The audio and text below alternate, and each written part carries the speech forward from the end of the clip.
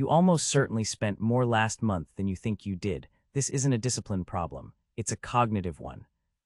And I mean that precisely, not as comfort, not as an excuse, as a factual description of what your brain is doing with financial information every single day without your permission. Let me show you exactly how. First, let's establish something. If I asked you right now to estimate what you spent last month, you would give me a number, and that number would feel accurate. It would feel like a reasonable, honest estimate based on your general memory of the month. And research consistently shows it would be wrong, significantly wrong, almost always on the low side. This is not because you are bad at math. It is because your brain does not store spending information the way a spreadsheet does. It stores it selectively, emotionally, categorically, and in doing so, it quietly drops enormous amounts of financial data that never makes it into your conscious awareness at all. This is a brain issue, built-in, systematic, and it runs the same way in virtually every human being regardless of intelligence, income, or intention. Here is the first mechanism. Researchers call it the denomination effect. The denomination effect describes something your brain does automatically when it interacts with money of different sizes. When you have a large bill, a 50 or 100, your brain registers it as a significant resource. Breaking it feels like a loss, so you resist spending it, you protect it, you look for other ways to pay. But when you have smaller bills or coins or loose change, your brain categorizes that money differently, as already spent, essentially, residual. The barrier to spending it is almost zero. Here is where this quietly destroys your monthly budget. Researchers at the University of Maryland ran studies giving participants either one large bill or the equivalent in smaller denominations. Participants with the large bill spent significantly less. Participants with the same amount in small bills spent significantly more. Same total money, completely different spending behavior, because the denomination changed how much psychological weight the brain assigned to it. Now apply that to everyday life. Every time you break a note and receive change, every time your salary lands and immediately disperses into smaller transactions across the week, your brain is quietly recategorizing money from protected to expendable, and you spend it without it ever feeling like a meaningful decision. The second mechanism is one of the most well-documented findings in behavioral economics. Researchers call it the pain of paying. When you hand over physical cash for something, your brain registers what psychologists call a pain response.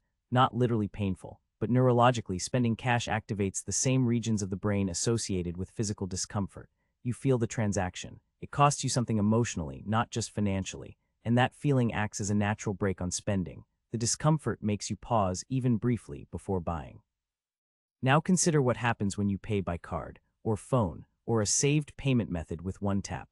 The pain of paying disappears almost entirely. The transaction is invisible. The money leaves your account without your nervous system registering any cost at all. Research using brain imaging has shown measurably lower activation in the insula, the brain region associated with negative emotion, during card payments compared to cash payments. You are literally feeling less when you spend digitally, and because you feel less, you spend more, not because you decided to, because the friction that normally slows spending has been engineered away.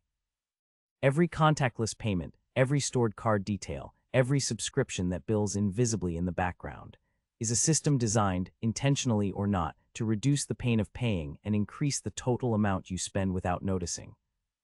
The third mechanism might be the most damaging of all, because it specifically explains why budgets fail even when people genuinely try to keep them. Psychologists call it mental accounting. Mental accounting describes the way your brain spontaneously organizes money into separate mental categories. Rent money, going out money, emergency fund, treat budget. These categories feel real and distinct. They feel like they have walls between them, but they don't. They exist only in your mind, and your mind enforces them very inconsistently. Here is how this plays out. You set a budget for food. You stay within it. Good. But then you go out with friends and you pay for dinner under entertainment instead. Then you buy coffee at the office and log it under work expenses in your head. Then you order delivery and decide that's a different category from groceries somehow. Each individual decision felt reasonable inside its own mental box, but the boxes don't add up to anything coherent when you look at the month as a whole. Because the categories were never real. They were just the stories you told yourself to make individual transactions feel acceptable. Mental accounting also creates something researchers call the house money effect. When you receive unexpected money, a bonus, a gift, a refund, your brain categorizes it separately from your regular income.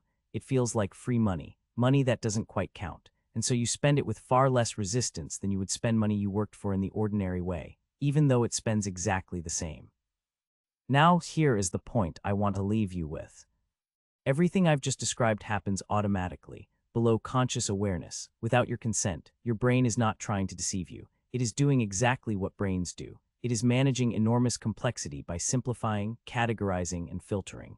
And in a world where physical cash was the primary form of money, these systems worked reasonably well. But in a world of invisible digital transactions, subscription billing, contactless payments, and a dozen different mental spending categories running simultaneously, the brain's shortcuts create a gap between what you think you spent and what you actually spent.